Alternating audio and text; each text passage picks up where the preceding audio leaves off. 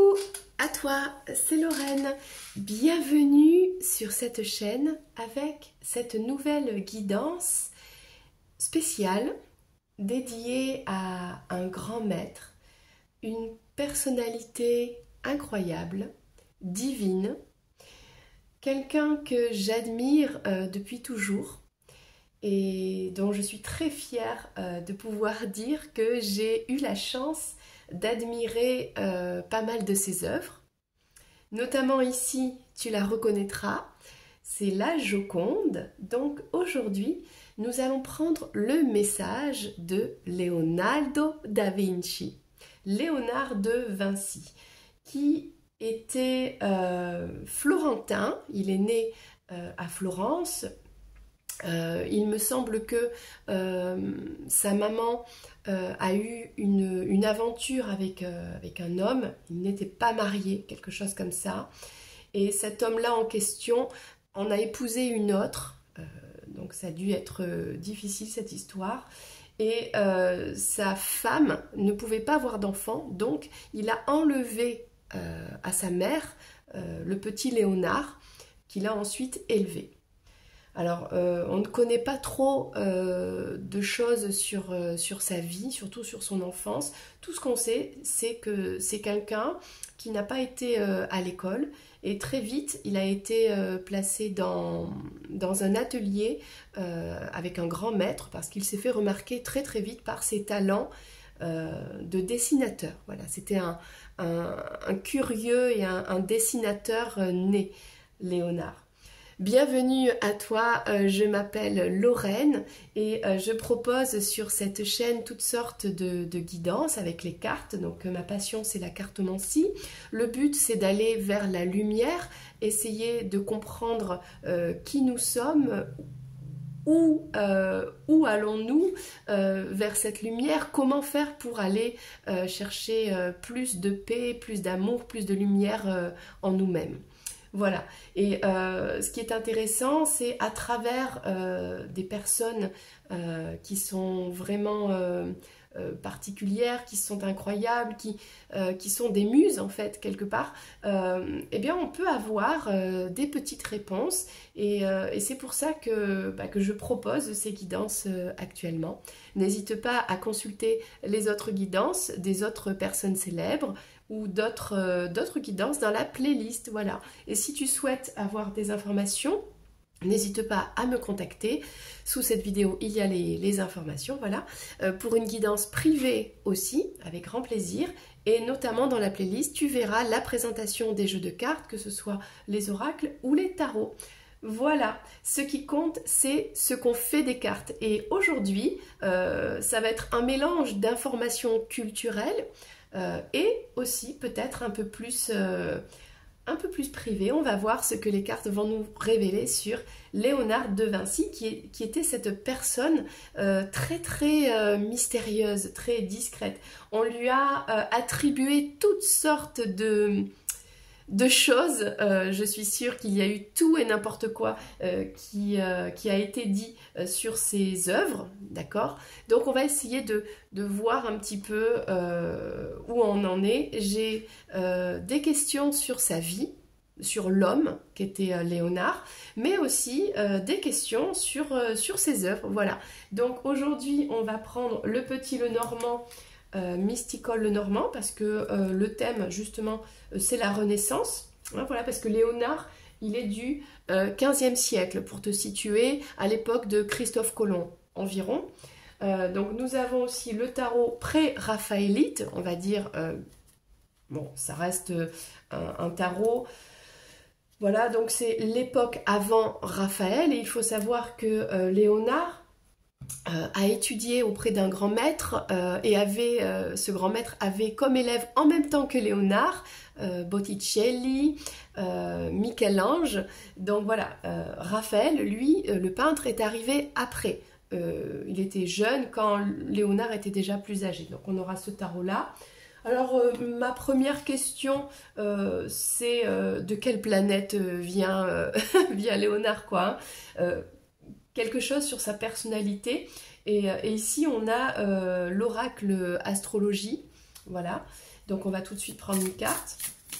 Alors bien sûr, n'hésite pas à t'abonner à cette chaîne et à activer la petite clochette, comme ça tu pourras recevoir les vidéos dès qu'elles sortent. Donc là, ce sera pour commencer cette guidance, pour répondre à cette question, mais quelque chose sur Léonard, d'où vient-il? Pourquoi autant de mystères? Donc on verra ce que nous révèle cette carte. Et nous aurons bien sûr le tarot qui s'appelle le mystère de Léonard de Vinci, qui s'appelle l'énigme d'A Vinci. Tarot. Très intéressant. Pourquoi j'ai pris ce tarot? Parce que ce sont les œuvres et les dessins, les études de machines, de toutes sortes de dessins en fait qu'a fait Léonard toute sa vie. Donc ça c'est très intéressant, adapté à un tarot bien sûr. Donc on va commencer. N'hésite pas, tu peux commenter cette vidéo, tu peux m'écrire en privé aussi. Si tu as des idées de personnages célèbres, pas actuels, hein, je serai très heureuse et ravie de faire une guidance, voilà. Tout est possible. Donc nous avons... Alors c'est intéressant parce que c'est la carte du soleil et là on parle de l'expression de soi et la vérité, alors je ne sais pas comment je vais traduire ça, quelque chose en rapport avec le corps. Et il faut savoir que Léonard, donc je le rappelle, était complètement autodidacte. Il n'a pas été à l'école. D'ailleurs, il ne savait pas vraiment bien lire. Il a étudié des ouvrages, mais voilà, il avait du mal à... Il prenait du temps, voilà, il a étudié tardivement la lecture. Il a appris à écrire, mais un petit peu comme ça, tout seul. Du coup, il faut savoir qu'il écrivait... Déjà, il était gaucher, donc naturellement, pour un gaucher, il écrivait à l'envers. C'est-à-dire, il partait de la droite vers la gauche. Et on lui a attribué toutes sortes de fantaisies, genre c'était mystérieux, etc. Mais en fait, c'est plus naturel pour un gaucher d'écrire comme ça. Donc voilà, il était tout le temps à l'intuition et à la recherche permanente de la connaissance par soi-même. Donc Léonard a observé énormément dans son enfance la nature, les oiseaux, les animaux, ses contemporains autour de lui. Et il a voulu percer les mystères de l'humanité et du monde qui l'entourait, en expérimentant lui tout seul. Donc il a créé toutes sortes de choses qui sont restées inachevées. C'était tout le temps des expérimentations. Il a même disséqué des corps, etc. Et en fait, pour lui, l'important, c'est le mouvement. Parce que le mouvement, c'est la vie. Donc il voulait comprendre la vie, donc il a étudié le mouvement. Et le mouvement, ça passe aussi par le corps. Donc il a beaucoup étudié l'anatomie, etc. Donc ça ne m'étonne pas. Quelqu'un qui était solaire, quelqu'un qui, on dit de lui qu'il était très beau physiquement, qu'il rayonnait, il attirait à lui un petit peu, comme Jésus des disciples, hein, voilà, autour de lui. Tout le monde était captivé par cet homme qui était à la base peintre, donc son plus grand talent, on va dire que c'est le dessin, l'expression picturale. Que ce soit le dessin, la peinture, mais il faut savoir qu'il était aussi musicien, scientifique, il a été médecin, il était aussi architecte, tout passait quand même par le dessin, hein. Il a été aussi donc ingénieur pour l'armée, donc c'est l'époque des Médicis en Italie, mais aussi de François Ier, donc voilà, c'était un homme, c'était un soleil. D'ailleurs, c'est un des premiers qui a quand même dit que la Terre était ronde et qu'elle n'était pas le centre, comment dire, que c'était elle qui tournait autour du soleil. Donc tout ça par des observations très longues, il prenait son temps pour faire des œuvres, pour faire des recherches, et en fait il faisait tellement de choses à la fois, donc on lui disait qu'il était plutôt lent, mais en fait c'est parce qu'il faisait plein d'expérimentations en même temps. Donc cette carte du soleil et de l'expression de soi, il était finalement à la recherche du soi par l'expérimentation. C'est quelqu'un qui finalement était assez réaliste en disant c'est très bien, je vais apprendre telle chose, mais je vais d'abord vivre l'expérience par moi-même.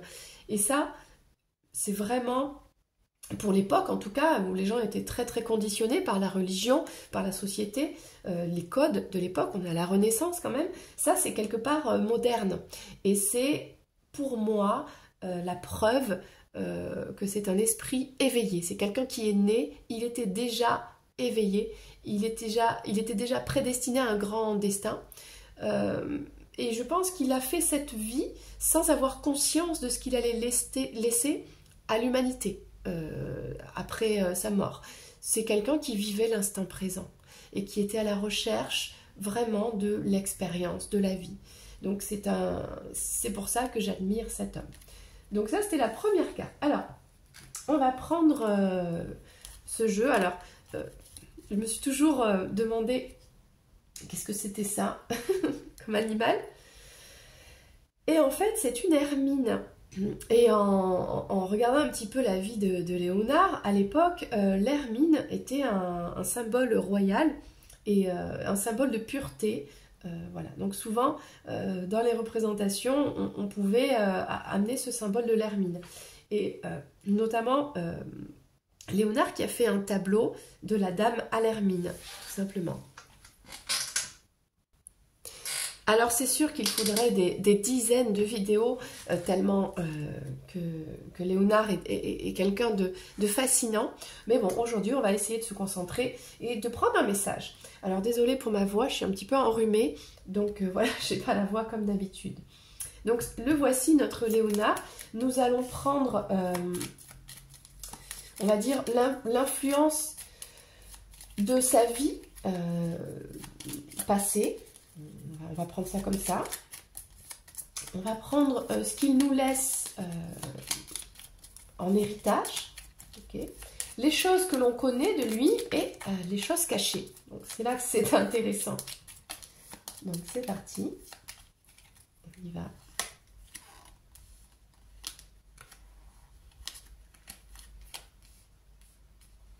Ça, c'est notre première croix. Je vais retourner les cartes, tiens, et ensuite on verra ce qui sort. Ok. Et on va recouvrir, bien sûr. Alors, très intéressant. On va recouvrir et je prendrai le message ensuite. En suivant, quoi.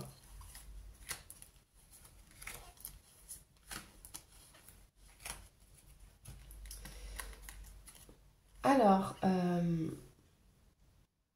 déjà, on voit quelqu'un qui a été plutôt loyal dans sa vie et on lui a bien rendu, c'est-à-dire la solution pour lui, pour pouvoir récolter, exercer toutes ces petites expériences, c'était par les amis, par les mécènes, les personnes qui lui permettaient eh bien de faire tout ça. Donc, il en a eu plusieurs, et puis d'ailleurs il a été un peu porté au gré du vent. Malheureusement, il y a des œuvres qui ont été inachevées, voire détruites, parce qu'il y a eu des guerres, parce qu'il y a eu plein de choses. Il est passé entre l'Italie, plusieurs villes en Italie, en France aussi. Donc voilà, quelqu'un qui allait chercher comme ça alors ici c'est pas vraiment l'amitié, mais même si on dit qu'il était très proche de François Ier à la fin de sa vie, qu'il serait mort dans ses bras, bon.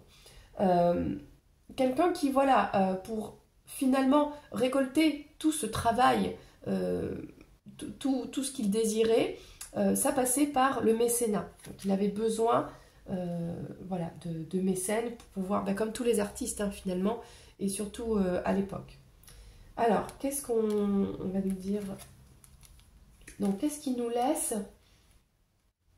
Il nous laisse dans... comment dire avec le côté renard, il nous laisse comme ça une vision un petit peu rusée. C'était quelqu'un qui qui brillait par son intelligence, et encore aujourd'hui, on appelle ça le mystère, l'énigme de Vinci, parce que on veut chercher toujours plus de... Comme il avait un savoir qui ne peut pas être partagé à tout le monde, et qu'il fallait être un peu initié pour comprendre. C'est ce qu'il nous laisse. Bon, avec le jardin, avec la maison dans le jardin, ben c'est peut-être les musées, c'est-à-dire on peut aller dans sa maison, on peut aller voir qui il est, tout en étant dans quelque chose qui est ouvert à tous. Ben, ça fait penser à un musée, voilà. Donc on a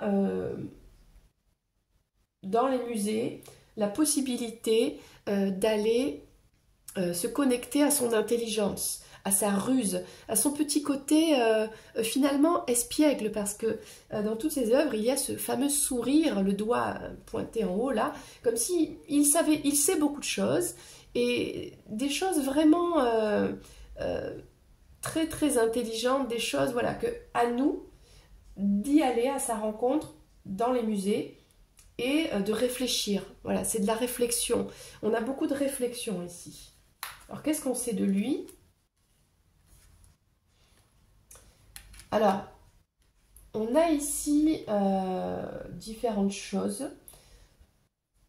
On pourrait penser que c'est quelqu'un qui n'a... Finalement, Léonard ne s'est jamais marié, n'a jamais été en couple, n'a pas eu d'enfant. Voilà.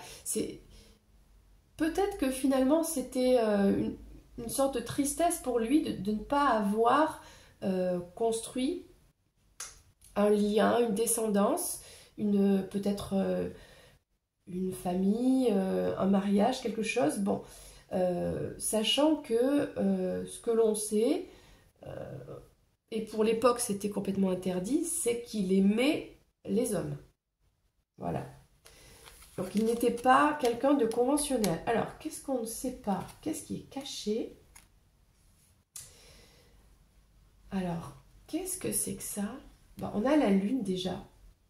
Donc c'est comme s'il y avait des talents chez lui médiumniques qui ont toujours été là, toute sa vie, et qui parfois... en fait, ça le... Comment dire? Son intuition le poussait à faire des choses, mais ça le rendait aussi en conflit avec lui-même. Donc il y avait tout le temps un conflit entre mon intuition me dit ça, mais je dois trouver peut-être des façons de le prouver, des façons plus réelles. Donc il ne faisait pas les choses de manière fantasmée ou de manière idéalisée, voilà, ou imaginaire. Lui, il avait une sensation intérieure, une connaissance intérieure qu'il a toujours eu, hein. Il est né comme ça, c'est pour ça que je dis qu'il est né éveillé. Et derrière, il ne pouvait pas se permettre juste de dire quelque chose, de faire quelque chose. Il fallait que d'abord il expérimente par la science, par les faits, par la réalité, pour ensuite partager quelque chose. Voilà ce que ça nous dit à peu près. C'est pas évident. Je vais essayer de le recouvrir par le tarot pour avoir peut-être des précisions supplémentaires sur ça, sur ce qui vient d'être dit.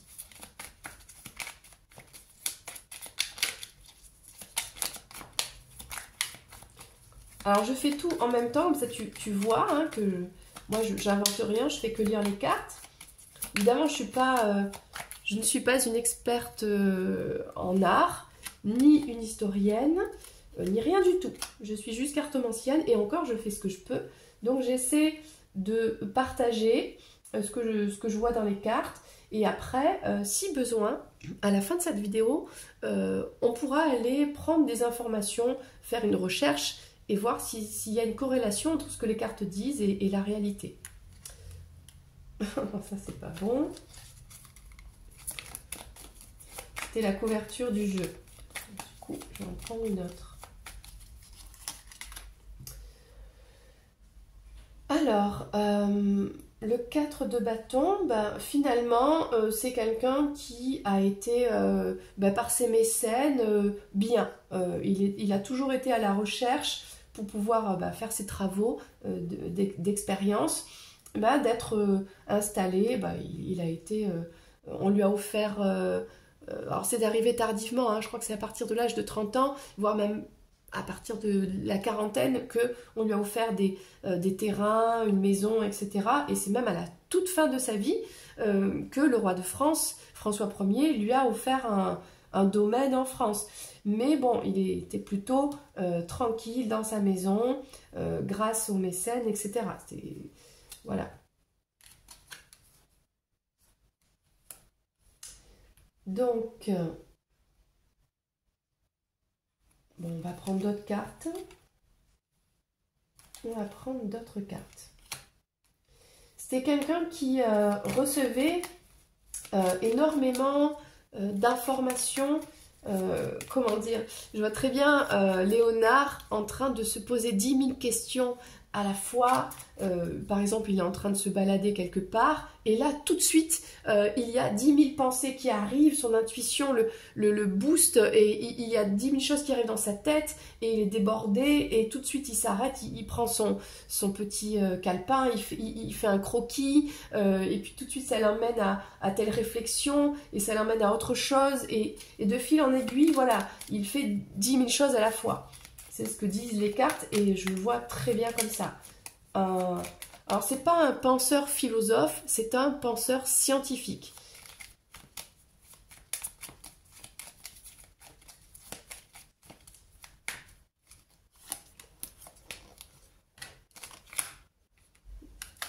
Alors, oui, il a toujours réussi finalement à obtenir un certain confort matériel, un certain confort de vie grâce à ses mécènes. C'est pas quelqu'un qui a connu la pauvreté, etc.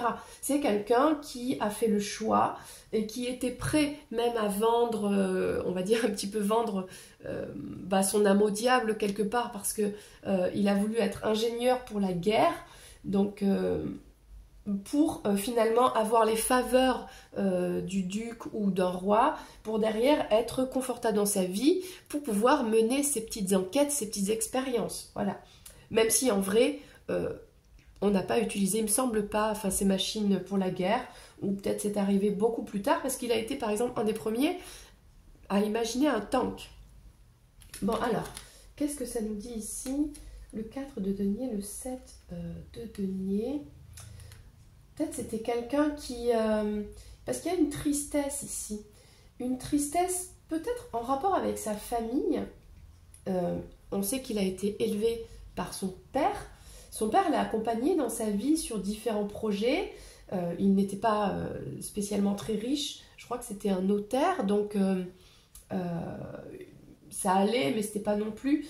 et lui, de toute façon, comme il n'était pas un enfant reconnu, il ne pouvait pas prendre la succession. Donc là, il y a une tristesse par rapport à un lien familial, par rapport à quelqu'un qui... est-ce que c'est son père qui ne partage pas sa fortune avec lui et en gros, il doit se débrouiller tout seul, quoi. Mais bon, on voit que c'est quelqu'un qui a énormément de charisme et de talent et qui s'en sort, dans tous les cas. Donc il nous laisse... c'est très intéressant parce que ce qu'il nous laisse, c'est... comme des mensonges, de la ruse dans les musées. Alors, il nous demande peut-être de ne pas croire aux mensonges, de ne pas, comment dire, être aveugle dans tout ce que l'on sait. Et il nous demande de nous-mêmes faire notre propre jugement. J'ai l'impression que c'est ce que ça dit ici. De nous-mêmes en tant que être innocent, quelque part, admettons d'aller dans un musée, de voir ses œuvres, un petit peu comme un enfant, sans se laisser, comment dire, avoir par n'importe quel mensonge, n'importe quel conditionnement, ou voilà. Et quelque chose comme ça. ou sans se laisser impressionner par ce côté un peu mystérieux, rusé, et d'aller chercher cette pureté. J'avoue que cette guidance, elle est particulière. J'avoue que c'est particulier. Mais c'est normal, c'est Léonard. Donc c'est quelqu'un qui était en permanence, c'est ça, hein, assailli de pensées, d'idées, tout le temps stimulé en permanence par son intuition, et c'est envoyé par le divin. Là, on le voit avec le jugement, c'est envoyé par les anges, le divin, etc.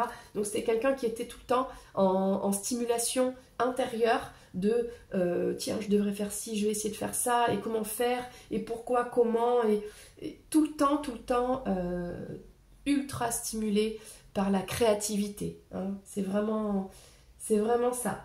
Bon, ben c'est très intelligent, très intéressant, enfin lapsus, mais on prend. Très bien tout ça.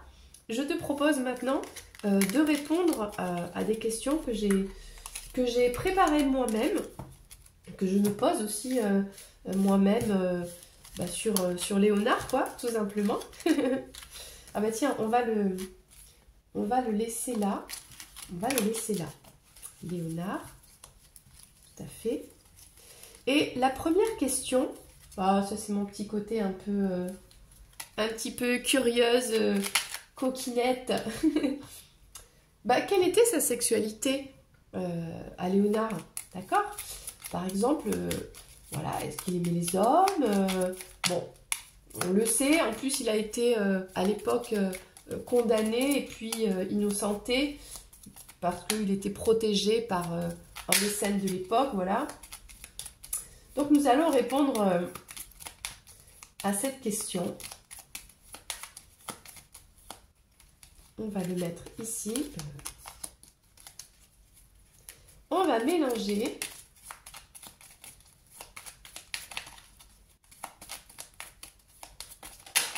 Et on va... Alors déjà, bon, je ne vais pas demander ce qu'elle saute, mais elle a sauté. Avec la carte de la lune, ça nous parle d'une sexualité très discrète, en tout cas. Soit on ne connaît rien, soit lui, en tout cas, n'a jamais parlé, montré ça. Donc, on a... c'est intéressant. Quelque chose qui est discret. Pourtant, on a quelqu'un qui se déplace, qui a donc une activité, hein, qui a eu des histoires d'amour, ok, et des liens avec des liens profonds, donc avec l'arbre, avec des personnes. Du coup, on va essayer de voir un petit peu qui.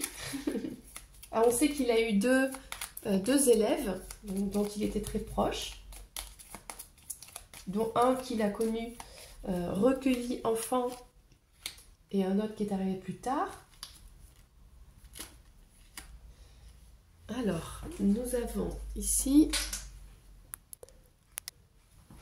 avec le cavalier, avec les étoiles ici, et on a en plus un télescope, quelqu'un qui était, je pense, rêveur concernant le sujet de l'amour, et plutôt intéressé par l'amour de manière plus grande, le cosmos, l'amour divin, la connexion, comment dire, bien plus large qu'un simple humain sur du charnel.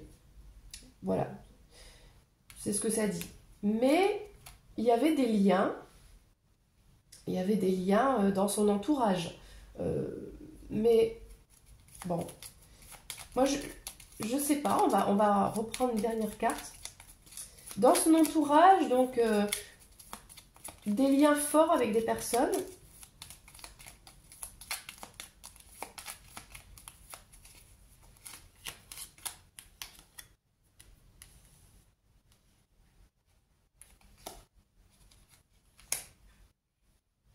Et puis, avec le chemin, donc un choix, des choix à faire. Et on le voit vraiment tourner sur l'amour sacré, quoi. Le côté sacré de l'amour. Donc, je ne peux rien dire de plus parce que je ne fais que lire les cartes. Et c'est ce que ça dit, que le couple c'est sacré. Ouais, ça redit la même chose que tout à l'heure. Là, on a le côté rêveur, le côté amour au sens inconditionnel du divin, mais on n'a pas forcément un couple ici. On n'a pas de manière de vivre comme la société dans un couple. Et ça, peut-être que, oui, c'est possible que ça lui fasse de la peine, mais il avait un sens plus large pour lui sur l'amour. Donc ce sens de l'amour était plus large. Et qu'est-ce que ça nous dit de plus? Ben, qu'il a fait des choix. Voilà, il a fait des choix dans sa vie, pour sa carrière, mais qu'il avait quand même des liens très profonds dans les personnes autour de lui. Bon, c'est quand même pas mal. Mais qu'il était quand même très discret sur sa sexualité en tout cas. Alors, j'ai une question concernant un tableau qu'il a fait. Donc, on va commencer par la Joconde et ensuite on va aller voir un autre tableau qu'il a fait qui s'appelle la Joconde nue. Pour commencer, nous allons poser la question pour la Joconde. Qui a posé pour la Joconde? Est-ce que c'est un homme? Est-ce que c'est une femme? Quel est le secret, quel est le mystère du tableau La Joconde? J'ai pris le tarot de Léonard. On va voir ce qui sort, tiens. Donc, le mystère de la Joconde. Déjà, y a-t-il un mystère? C'est un tableau qui lui a été commandé par une... Ah, là, j'en ai deux qui sont sortis. Par une dame de l'époque, mais c'est quand même le tableau qu'il a gardé tout au long de sa vie et qu'il a mis des années et des années à le réaliser. Notamment, il avait commencé par la Joconde, il a fait le décor derrière bien plus tard. Bon, qu'est-ce que ça nous dit? Le Seigneur de terre. Les trois dos, la conjonction, le renouveau et la force. Alors déjà, qui a posé pour la Joconde? Je ne suis pas sûre que ce soit une femme. Ok. On a une étude déjà par le dessin qui a été faite avant le tableau. Le tableau a été plusieurs fois, travaillé. Il a été, pas à chaque fois effacé, mais à chaque fois une étude de plus en plus concrète jusqu'à arriver à un résultat satisfaisant. Mais ça a mis énormément de temps et il y a eu plusieurs fois dans ce tableau des choses qui ont été modifiées. Voilà, c'est ça. Il a été modifié plusieurs fois. Et la force, oui, ça nous parle de cette intensité, de cette volonté de faire ce tableau, d'aller jusqu'au bout. Parce qu'il y a plein d'œuvres qu'il n'a pas réalisées jusqu'au bout, jusqu'à la perfection. Et là, on sent qu'il y avait ce désir de perfection. Alors, ok. Donc là, on a un homme. Bah, pour moi, le modèle était un homme. Hein. Donc la Joconde est un homme à la base, qui ensuite a été travaillé pour prendre les traits d'une femme. On a une énergie quand même beaucoup masculine ici. Donc qui a posé pour la Joconde, c'est pas la dame qui devait recevoir ce portrait, c'est tout simplement l'un de ses, élèves, disciples. Alors, ce qui est intéressant, c'est que qui est la Joconde finalement? Finalement, c'est un homme.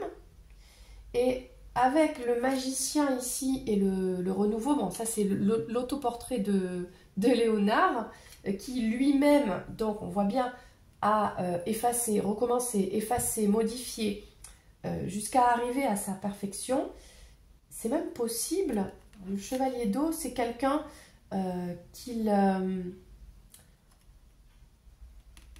il y a le côté, le fait de travailler, de faire des dessins, etc. Quelqu'un qui l'aimait beaucoup. Oui, c'est l'un de ses élèves. Hein. Il y avait beaucoup de sentiments. Il devait être très beau. Quelqu'un de peut-être plus jeune. Le respect et la force. Beaucoup de respect et de force dans ce tableau, beaucoup de motivation, de détermination, de modelage jusqu'à obtenir ce résultat. Bon, en tout cas, ça répond à la question.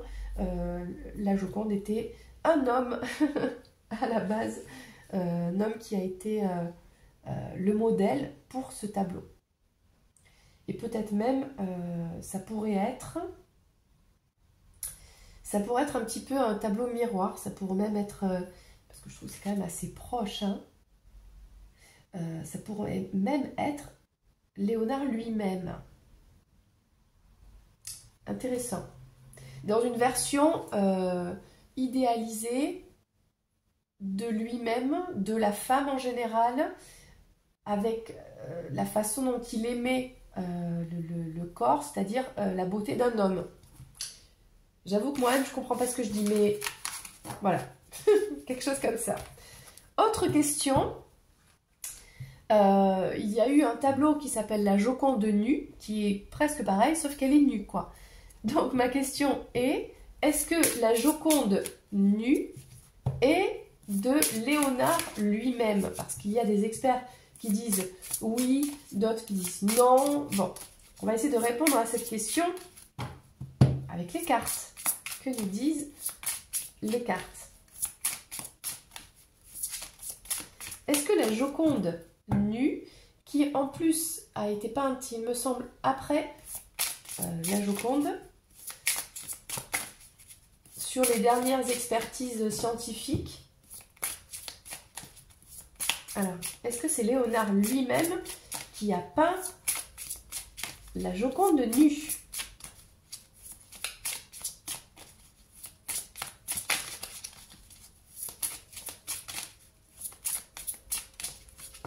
Je t'invite à aller voir sur internet, d'ailleurs, ce tableau, la Joconde nue, qui est troublant.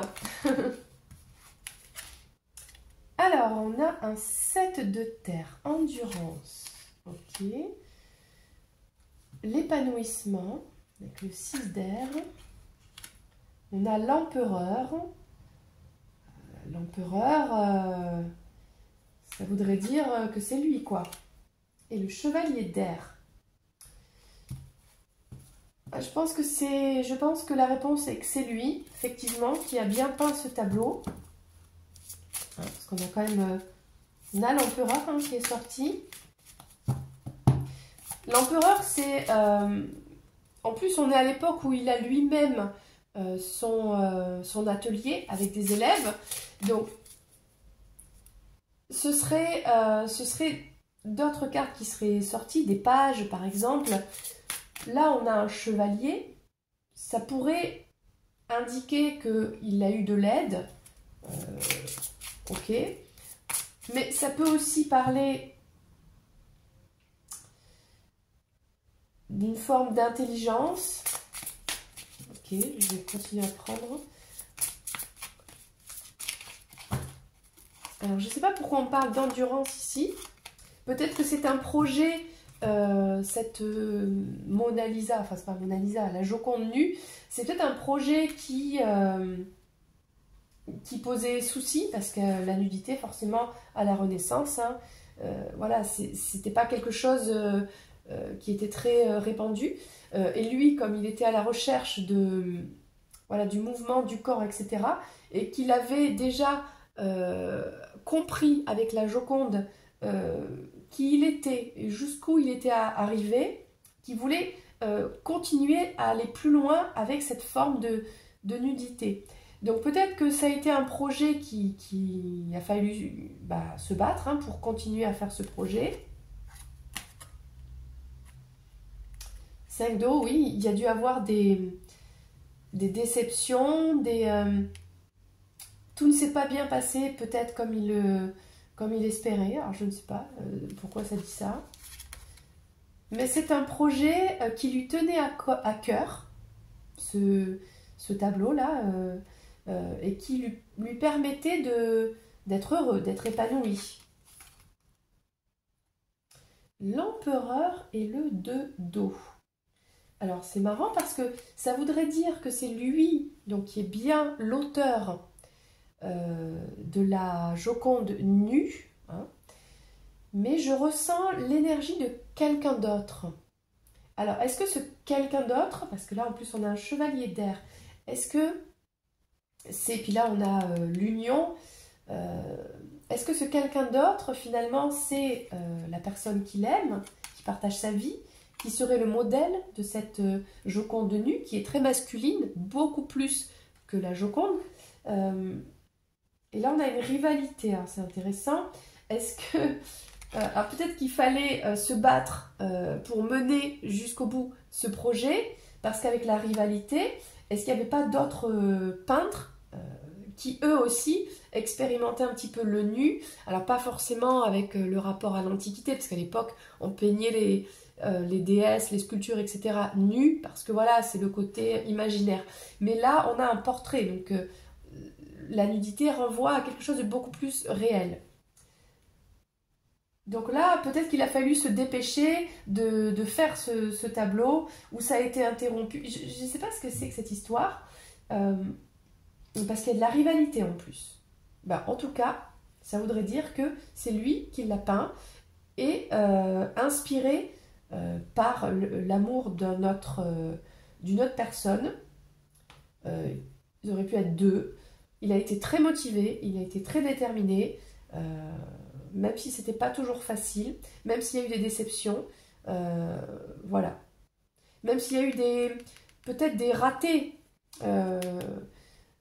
il y a eu comme ça comme des ratés, des choses qui n'ont pas pu être remodifiées après, je sais pas. C'est intéressant, mais on va s'arrêter là, parce que j'ai d'autres questions. Alors, autre question, si tu as vu le Da Vinci Code, le film ou le livre, enfin le livre est beaucoup mieux que le film, on dit que Léonard de Vinci savait beaucoup de choses et qu'il transmet son savoir par des codes secrets cachés dans ses tableaux. Donc la réponse est, y a-t-il des codes cachés dans ces tableaux? Tout simplement. On va voir ce que nous révèle ce tarot. Oups, complètement volé. 10 de terre, les fondations. Et là, ce sont les plans d'une basilique. Hein. Il était aussi... il était tout en fait, hein, architecte. Après, les projets n'ont pas été, pour certains, menés à terme, mais voilà, si ça avait été fait, il aurait pu créer sa propre église. Alors, y a-t-il des codes cachés dans ces œuvres?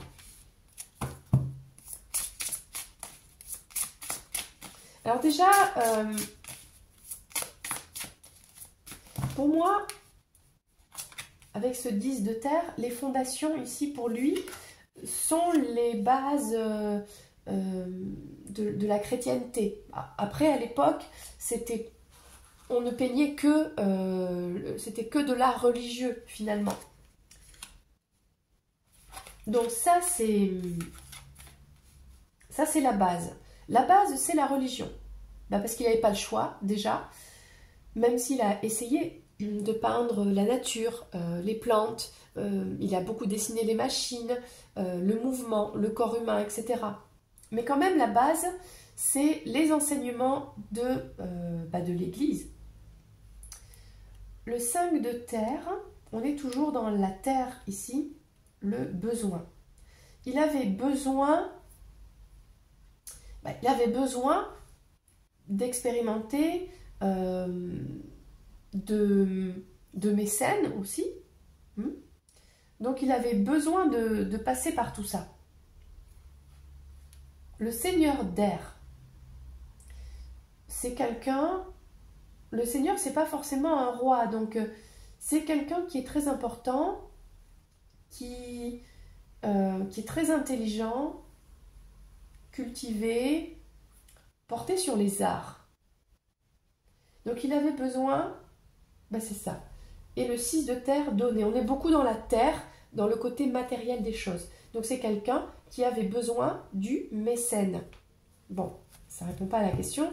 S'il y a des codes secrets dans ses œuvres, dans tous les cas, ça veut dire que les œuvres qu'il devait faire, il les faisait pour gagner sa vie, quoi. En gros, on lui faisait des commandes et lui, il les faisait, tout simplement, pour gagner sa vie, pour pouvoir avoir une vie confortable. Et j'ai même envie de dire qu'il passait les commandes qu'on lui demandait, et des fois, il les terminait même pas, pour pouvoir avoir la vie confortable, pour mener ses petites expériences personnelles et ses recherches artistiques et créatrices personnelles. Ça parle de ça. Donc, est-ce que justement, dans ce qu'il est obligé de fournir, il y a des codes secrets cachés? Moi, j'ai pas l'impression. On va voir ce que ça nous dit. Alors, il a besoin du mécène qui lui donne donc son argent. Souvent, il ne reçoit pas ce qu'il mérite. Souvent, il ne reçoit pas assez. Hein, il fournit du travail et puis dans les négociations, c'est bien sympa, mais il y a une déception. Alors, ça peut être dans l'autre sens, puisqu'on a vu que des fois, c'est lui qui n'allait pas jusqu'au bout du projet, et sûrement qu'on l'avait payé, et derrière, l'œuvre n'arrivait pas, ou en retard, ou était détruite, ou bon, peu importe. Et là, 2 de terre, on a une machine. Ok. Des mécènes qui ne savent pas trop quoi en penser de ce Léonard. On a vraiment le fardeau, le besoin d'argent, quoi, besoin de faire ce travail. Hein. Et de répondre à des demandes qu'on lui fait. Pour moi, ce tirage ici est tellement terre à terre qu'il n'y a pas, pour moi, l'indication qu'il va cacher comme ça des petits secrets dans les œuvres qu'il fait pour l'alimentaire, quoi.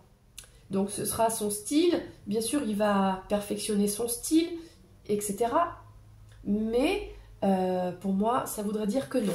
Il n'y a pas forcément de secrets cachés dans ses œuvres. Ce sont des œuvres qui ont été faites sur commande et il a expérimenté sa technique picturale et tout ça. Il n'y a pas forcément de secrets ésotériques cachés derrière. Voilà. C'est ce que dit le tirage. Bon. On est resté sur des choses très matérialistes et très concrètes. Autre question. Dans le tableau La scène, on continue sur le côté un petit peu ésotérique, mystérieux de Léonard.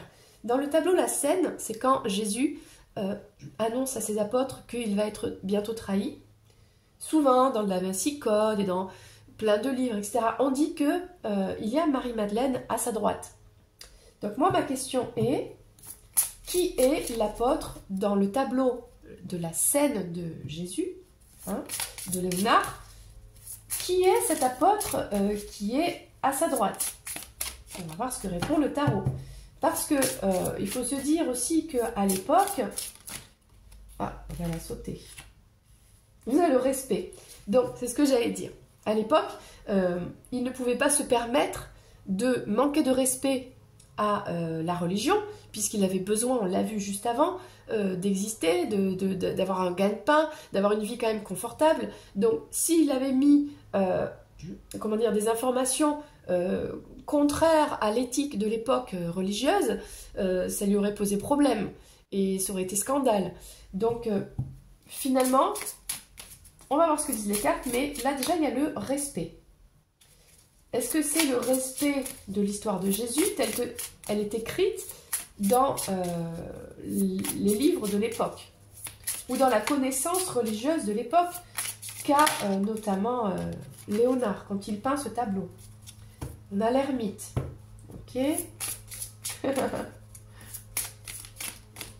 Ça saute. On a la victoire, ok. Alors je ne sais pas de quoi ça parle.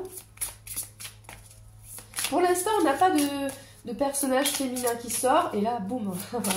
Non. Alors, normalement, c'est Jean hein, qui est peint à la droite de Jésus. Et bien sûr, on a la dame qui sort. Mais c'est pas possible. Hein. C'est compliqué tout ça. On a une dame qui sort. Ah là là là là. Du coup, admettons si c'est Marie-Madeleine qui est représentée sous les traits de Jean, à côté de Jésus. Ben, ça voudrait dire que... Bon, je sais pas, je continue à tirer les cartes. En plus, la Dame de Terre, c'est celle qui... c'est celle qui est ancrée, quoi. C'est celle... Alors, bon, on va voir. Je continue. Je continue de recouvrir. Parce que moi, Marie-Madeleine, je l'aurais vue avec la Reine de Coupe. Mais la Reine de Terre, c'est aussi celle qui est beaucoup plus... on parle de choses beaucoup plus réalistes, finalement. Et elle est écrite comme étant la première apôtre. Dans les écrits, hein, c'est écrit ça. Alors, le respect de quoi? On a un page ici, et c'est un visage intéressant. Est-ce que c'est l'apôtre Jean? Ok. Le respect de l'apôtre Jean. Peut-être que finalement, il a voulu garder tel que c'est écrit dans les textes. Donc, oui, c'est Jean qui est représenté sur le tableau de la scène, à la droite de Jésus, penché, donc ça fait un petit V là, je ne sais pas si tu vois. On a l'ermite et le chevalier d'eau. La victoire et le 2 de terre. Une ambivalence. C'est comme s'il y avait une ambiguïté. Et on a la dame et la conception. Aïe, aïe, aïe. Aïe, aïe, aïe. Oh, ben, la dame et la conception, c'est la mère. La mère, la femme, c'est Marie-Madeleine, quoi. Donc, les cartes, elles sont coquines, là, parce que ça nous dit d'un côté, oui, on respecte la tradition qui fait que ben, ça devrait être Jean. Mais on a cette ermite. Est-ce que c'est Léonard qui réfléchit avec le chevalier d'eau? C'est vraiment les sensations, les sentiments, les émotions, l'amour. Est-ce qu'on a cet artiste qui, finalement, amène à travers donc cette peinture une sorte de réflexion émotionnelle sur le côté maternel. Et ça amènerait à penser que ça pourrait être Marie-Madeleine. Mais alors, s'il a fait ça, franchement, c'est hyper intelligent parce que il n'y a aucune offense à la religion, parce qu'en plus, le tableau de la scène est une commande d'un monastère des moines dominicains ou je sais pas quoi. Mais il y a quand même Marie-Madeleine qui sort ici. C'est incroyable. Incroyable. Je vais prendre un petit Lenormand, tiens. Parce que je trouve ça incroyable. Alors peut-être que ceux qui parle d'ésotérisme et de mystère sur Léonard, ils ont peut-être raison. Peut-être que Léonard, de lui-même, même si ce n'est pas quelqu'un qui est là pour faire scandale ou quoi, de lui-même avait certaines connaissances, et notamment, il y a quand même Marie-Madeleine dans cette histoire. C'est très intéressant. Alors, voyons ce que ça nous dit avec le petit Lenormand. On a un enfant ici, c'est marrant, on a la jeunesse avec le page et l'enfant qui sortent. Le respect de l'enfant, le respect de la jeunesse, le respect de l'innocence. Qu'est-ce que c'est que ça dans ce tableau de la scène? Est-ce que Jean est le plus jeune des apôtres? Est-ce que le respect par rapport à un enfant?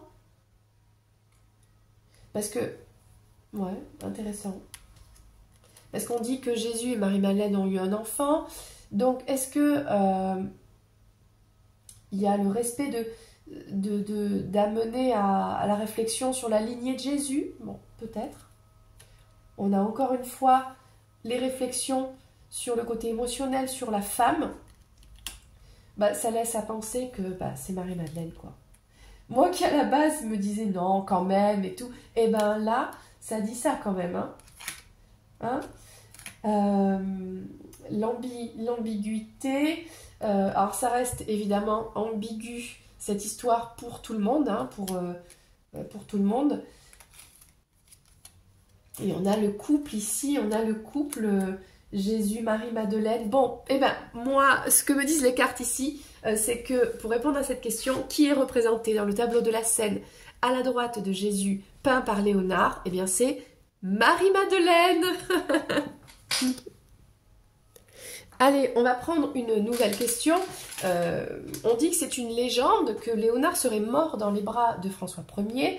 En gros, que c'est pas vrai parce que François Ier était le même jour à un baptême en France. Bon, donc nous allons prendre le message, répondre avec les cartes. Est-ce que Léonard da Vinci est mort dans les bras de François Ier? Est-ce que c'est vrai ça? Déjà, intéressant. On a le montreur de voix. Ouais, ça c'est bien lui. Oups. Et ça saute et ça saute. Donner, montrer la voie, union. Déjà, il n'était pas seul. Son dernier élève était près de lui. Ça, c'est sûr, on le sait. Bon, il y a un tableau qui représente justement la mort de Vinci dans les bras de François Ier, mais c'est un peintre qui l'a peint vraiment des années après, au 18e ou 19e siècle, et c'est pas forcément la vérité, quoi. Bon. On a un pardon, une pureté, un amour véritable, une union, l'amour véritable, peut-être son dernier disciple, son dernier élève qui l'a accompagné.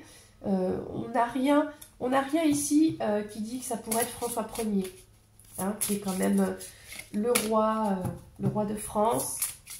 Alors oui, ils avaient une réelle amitié, complicité. Il a été le grand mécène de Vinci, lui a offert le domaine qui était très proche de son château. Hein, voilà. Qu'est-ce qu'on peut nous dire de plus?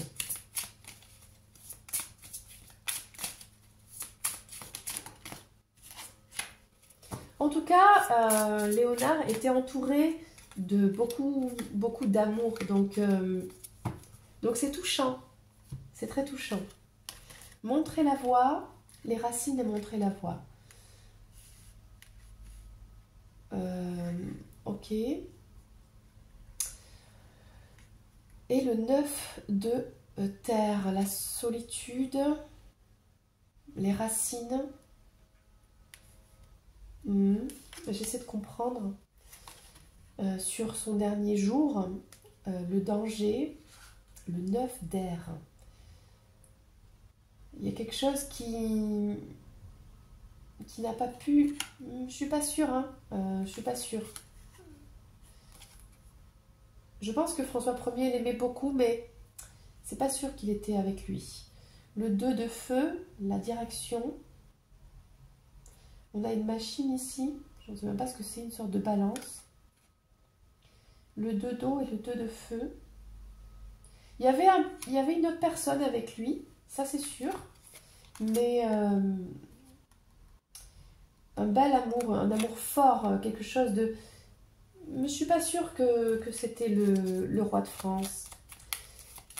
Je pense pas. Ça devait être son élève en fait qui l'a accompagné.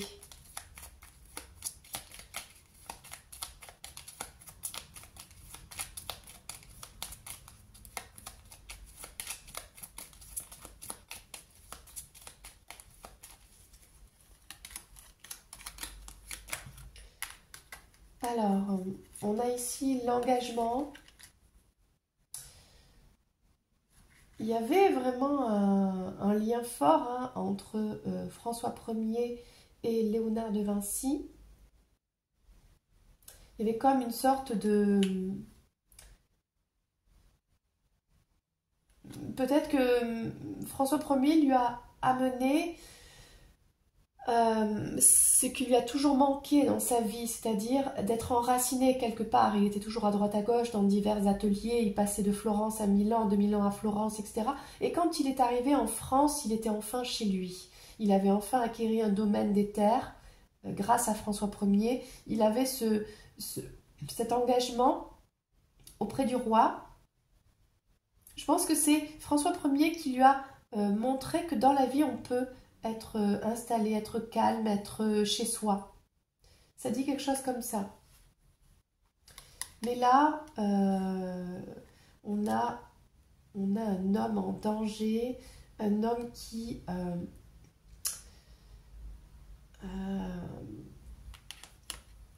donner, 6 de terre. Est-ce qu'on donne pas? Il y a une peur de quelque chose. Qu'est-ce que c'est que cette histoire de... Il y a une machine de guerre là. Il y a un danger. Je sais pas ce que c'est. Alors, il y a de l'amour. Donc, c'est ce que je disais. Il a été vraiment entouré par un bel amour. C'est très beau ça. Et quelqu'un de son... D'ailleurs, il n'était pas tout seul, il y avait l'amour véritable, etc. Il y avait même d'autres personnes à son service qui ont été là pour l'accompagner. Moi, je voudrais recouvrir cette histoire d'homme là, qui se sent en danger, qui se prend la tête, parce qu'on est quand même les 9 d'air.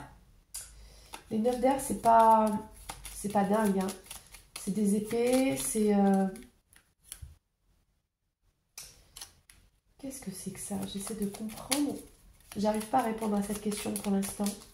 Parce que ça pourrait être oui, ça pourrait être non en fait. J'essaie de creuser, mais le temps tourne. Alors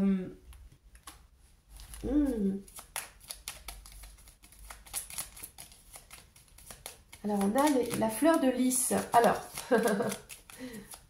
on parle bien de François Ier, parce qu'on a la fleur de lys qui est le symbole de la royauté. Donc ici, c'est bien François Ier qui est en danger, qui est dans le 9 d'air, le 9 d'épée en fait, et dans le 6 de denier.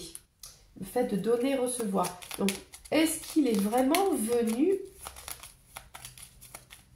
C'est ça la question en fait.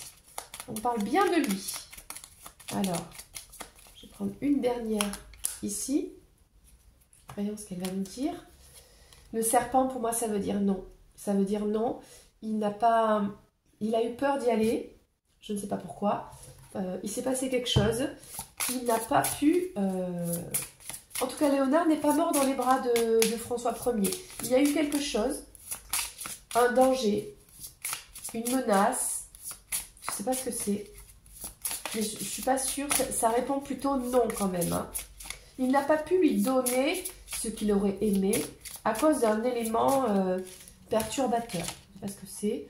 Le 7, alors bah, c'est marrant, mais je pense que la vérité, elle est là. C'est-à-dire que on voit un bébé là, regarde. Hein, c'est un bébé, c'est l'étude d'un bébé. Donc effectivement, l'action, c'est qu'il devait aller... Alors, le 7 d'air, c'est la carte de la trahison. Donc, il devait aller à ce baptême. Et il y est allé, François Ier. Du coup, oui, bon, c'est une sorte de trahison. Il n'a pas pu lui donner ses derniers instants. Donc, la légende fait que, on dit que il est quand même mort dans ses bras parce qu'il y avait un amour véritable entre eux, un respect mutuel, etc. Mais la réalité, la vérité, c'est que non, ça s'est pas passé comme ça. Mais on va retenir le magnifique tableau qui a été peint plus tard de cette histoire. C'est donc une légende. Léonard n'est pas mort dans les bras de François Ier, qui lui a eu des obligations et malheureusement qui était à un baptême ce jour-là. Voilà. Dernière question. Que signifie le doigt relevé dans beaucoup de tableaux de Léonard? Alors, je ne sais pas si les cartes vont pouvoir nous répondre, hein, parce que c'est très particulier quand même. Hein. Que signifie le doigt... Oh oh. Le doigt relevé de... Eh bien, par exemple, de Saint Jean-Baptiste. Il y a quoi comme autre tableau? Enfin, il y a toujours une histoire de doigts. Ouh là là là là.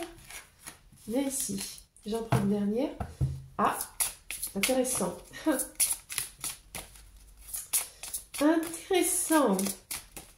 On a souffrance et plaisir déjà. Ça commence bien. Alors, le déluge. En fait, tiens. Le déluge, le 4 d'air, le repos. Et là, on voit bien la main. Non, mais c'est les cartes. Waouh, c'est génial. Donc, on a le déluge, c'est-à-dire le chaos. Et après le chaos vient l'éclaircie. C'est comme si ce doigt voulait dire, parce que c'est surtout à la base dans le tableau de Saint Jean, qu'est-ce que je dis si, Saint Jean-Baptiste, qui a baptisé Jésus et qui a annoncé que derrière lui, le Messie viendrait. Qui d'ailleurs, je crois qu'ils l'ont tué. Voilà. Peut-être que ça parle de Saint Jean-Baptiste qui est dans le chaos. Et on sait qu'après le chaos, il y a le soleil qui arrive. Donc c'est le fait d'amener avec son doigt à nous, qui regardons les œuvres, de savoir qu'il y a quelque chose de beau qui arrive après. Le silence ici, c'est-à-dire que ce n'est pas quelque chose qui est expliqué explicitement. C'est à nous de le comprendre à travers le silence. Il n'y a pas d'indication, il y a juste un doigt peint comme ça. C'est à nous de comprendre à travers ce silence le message de Léonard. Et on a la souffrance et le plaisir. C'est intéressant tout ça. Et l'épanouissement, avec le 6 d'air, on voit la nature dessinée ici. Je vais recouvrir. Peut-être que ça nous fait penser, enfin ce qui me vient, hein, c'est que derrière notre vie de simple mortel, dans la souffrance et le plaisir, parce que expérimenter la vie sur Terre, c'est ça, c'est être dans son corps, dans son incarnation, c'est-à-dire vivre des plaisirs, mais vivre des souffrances aussi. Le corps, ben, il est malade, le corps, parfois, voilà, ça fait mal, on apprend, on a des expériences, on a des épreuves, mais bien sûr, on a aussi beaucoup de plaisir. Donc, eh bien, peut-être que derrière ça, il y a autre chose qui est beaucoup plus divin, lumineux, quelque chose qu'on ne sait pas. Parce que là, on a aussi la nature, l'épanouissement dans le côté naturel. Moi, j'ai l'impression qu'il nous dit, ce doigt, que quelque part, après la mort, il y a la vie. Après Jean-Baptiste, il y a Jésus. Il y a quelque chose de plus grand que nous. C'est ça que ça nous dit, je pense.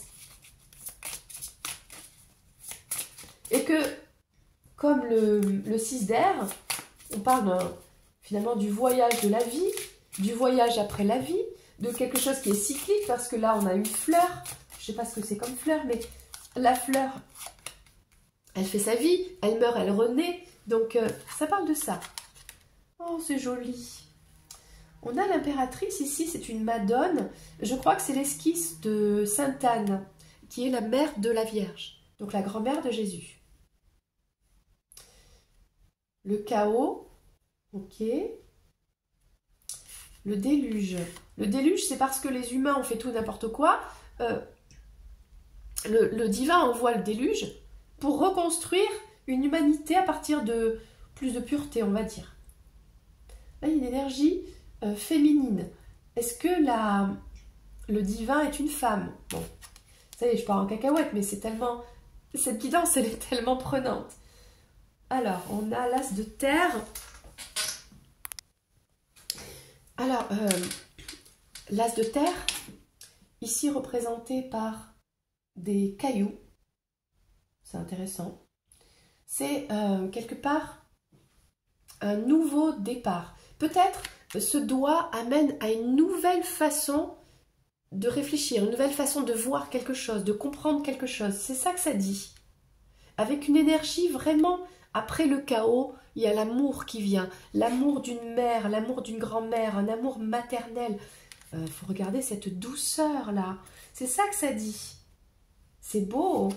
Et dans cette vie de souffrance et de plaisir, qui parfois peut être décevante, c'est ça en fait qu'il essaie de nous dire. Dans cette vie, finalement, il y a quelque chose de plus grand qui est pour nous de l'amour maternel, un grand amour. C'est divin en fait. Hein. Et le 6 d'air, l'épanouissement, et on a l'empereur. On a l'impératrice et l'empereur.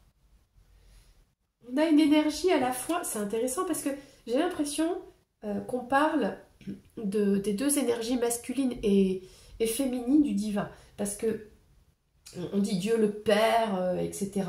Ça, c'est la figure paternelle. Mais ici, on parle d'un amour divin. C'est-à-dire qu'on vit le chaos, on renaît. C'est ça, en fait. On renaît de l'impératrice, c'est la maternité aussi. Donc, après le chaos, après le déluge, on renaît complètement innocent. C'est un nouveau départ. Bah, ça parle du baptême. Ça parle du baptême de Saint Jean Baptiste qui baptisait les gens et qui disait quelqu'un de mieux arrive après moi, etc. Donc c'est ça, ça parle de on renaît, c'est un nouveau départ. Le doigt, c'est ça en fait. Hein. Même si c'est décevant, on est dans les souffrances et les plaisirs, même si parfois la vie, on n'a pas la vie qu'on voudrait, mais c'est pas grave parce qu'il y a quelque chose de plus grand que nous qui veille sur nous et c'est notre papa. Et bon là on dit mère nature, ben là c'est papa nature. C'est papa le père qui nous aide à nous épanouir. Il y a, si on recherche, si on prend conscience qu'il y a cette grandeur derrière nous, au-dessus de nous, autour de nous, je ne sais pas comment, qui arrive là, si on y croit, on est quelque part, on est guidé, on a la mère et le père. On est issu de la mère et du père, quoi. Et on doit renaître. Donc le baptême, ça parle du baptême que l'on trouve dans toutes les religions, finalement. Hein. Ce côté de purification, d'être éveillé à quelque chose de plus grand. C'est très profond, hein, cette guidance, mais forcément, on est avec Léonard. Donc voilà, je voudrais prendre un dernier message pour clôturer cette guidance incroyable. Merci, merci Léonard. Bon, on va tester, hein. Ce que Léonard souhaite que l'on retienne de lui. Voilà. Alors je ne sais pas ce qui va sortir, soit de ses œuvres, soit de sa personnalité, de l'homme qu'il était. Qu'est-ce qu'il souhaiterait que nous retenions de lui? Allez, c'est le dernier message de Leonardo da Vinci. Je vais mettre 4 cartes du Petit Lenormand ici. Et tant qu'à faire, je vais mettre 4 cartes de tarot. Et on va prendre le message, oula, comme il vient. Là j'en ai trop, c'est pas possible.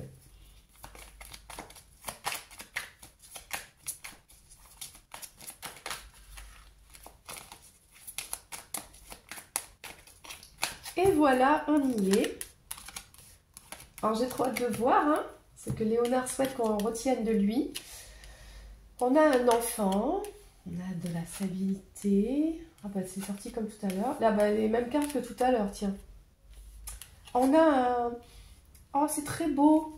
On a un cœur d'enfant, un cœur pur d'enfant, une innocence, beaucoup de sensibilité, d'amour, c'est ça, une pureté de cœur. C'est ça que ça dit, une pureté de cœur.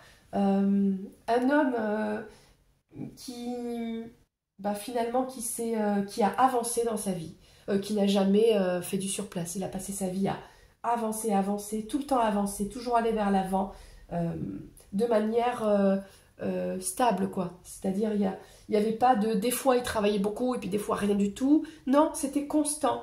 Il avait toujours cette recherche d'aller plus loin, toujours plus loin dans l'intelligence, dans la compréhension, dans le travail, dans tout. C'est quelqu'un qui se battait pour avancer, quoi. Il ne serait jamais resté sur place. Je pense qu'il a fait tellement d'expériences dans sa vie. Ça devait être très, très enrichissant d'être à ses côtés. On a... Alors ça, je ne sais pas ce que c'est. Parce que là, on parle du repos, on parle...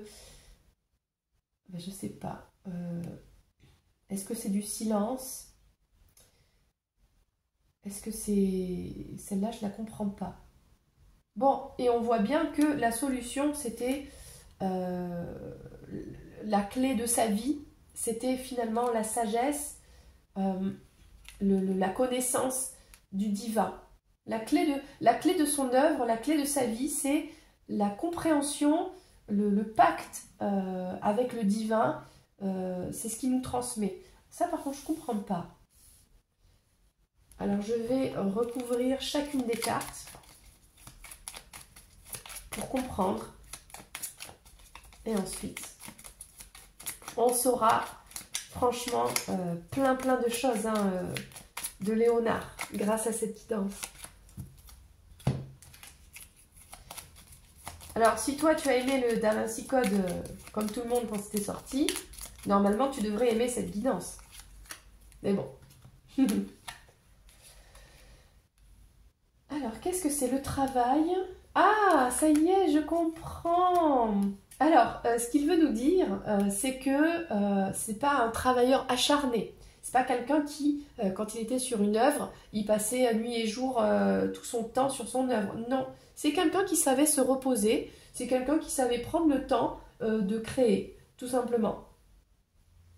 Et peu importe ce que pouvaient dire les autres. Lui, c'était sa façon de fonctionner.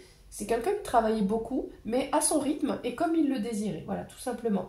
Donc, voilà. Donc, il a mis, par exemple, des années et des années, je crois que c'est 10-20 ans, par exemple, à faire la Joconde.